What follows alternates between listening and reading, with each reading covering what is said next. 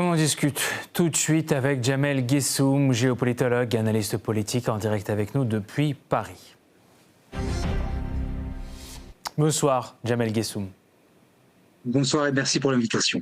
Est-ce qu'il fallait pour le Japon, pendant près de plus de 80 ans, d'abord reconnaître la responsabilité du Japon dans la Seconde Guerre mondiale avant de nommer le coupable des horreurs après le largage des bombes atomiques sur Nagasaki et Hiroshima?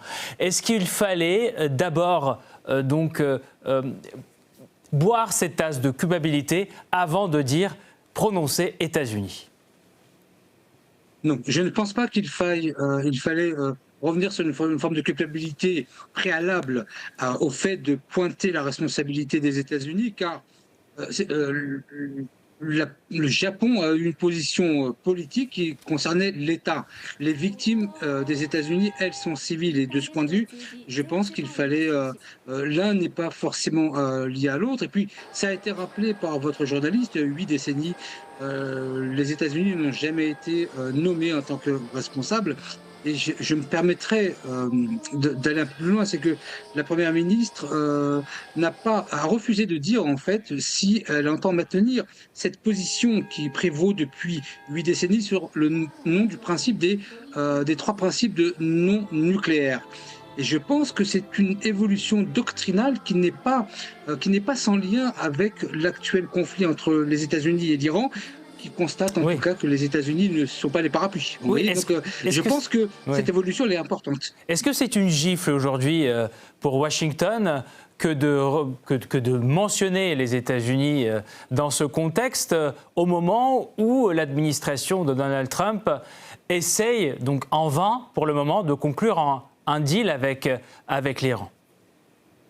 Exact, c'est une gifle politique, une gifle diplomatique, parce que deux événements en fait viennent conjurer le sort des États-Unis dans cette commémoration. Il y a effectivement le fait que c'est la première fois que les États-Unis ont été nommés de manière claire, et cette évolution doctrinale, il faut la mettre énormément sur le compte et vous l'avez précisé, sur le compte de la guerre entre les États-Unis et l'Iran, et considérant que les États-Unis n'est plus un parapluie en termes de sécurité internationale. Je me permettrai d'ajouter qu'en décembre dernier, un haut responsable japonais, qui est resté anonyme évidemment, avait dit dans une séance qui s'appelle Off the Record, et devant des médias locaux, que l'idée que le Japon devrait se doter de l'arme nucléaire n'est plus une option fermée selon le principe des 3 principes de non-nucléaire. Et je pense que c'est une évolution à mettre sur le compte de la guerre entre les USA et l'Iran. Et que diriez-vous du traité New START aujourd'hui, qui connaît quand même un chemin qui est de plus en plus parsemé d'embûches pour son renouvellement, en tout cas entre les États-Unis et la Russie, à l'époque où la non-prolifération des armes nucléaires patine? En tout cas, on le voit avec ce conflit en Ukraine, ce manque de confiance entre les États, un manque de confiance qui s'accumule de plus en plus. Alors voilà, est-ce que là aussi, c'est porter un message vers ceux qui sont les premiers responsables justement de ce manque de confiance? Bien sûr, vous savez que New START est un accord, je dirais, qui s'appuie, tout accord international doit s'appuyer d'abord sur la confiance entre les parties concernées.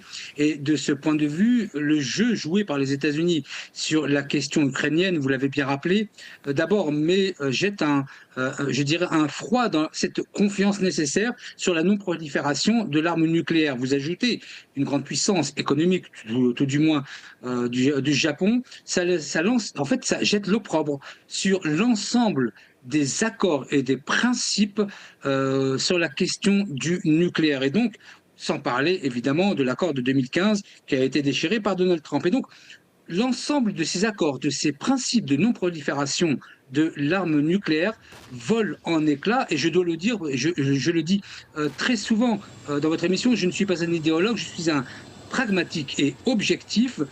l'ensemble de ces trois éléments, New Start, la question de la doctrine japonaise, la question de l'accord de 2015, est quand même objectivement à mettre sur le crédit plutôt le débit des États-Unis. Donc, on voit aujourd'hui que les États-Unis ne peuvent plus garantir. D'ailleurs, ils n'ont pas garanti la sécurité des pays du Golfe, des Golfes, où là, il y avait pas mal de bases militaires. Et donc, la crédibilité objective et substantielle est, je pense, vraiment définitivement actée sur la question des États-Unis et de sa géopolitique mondiale.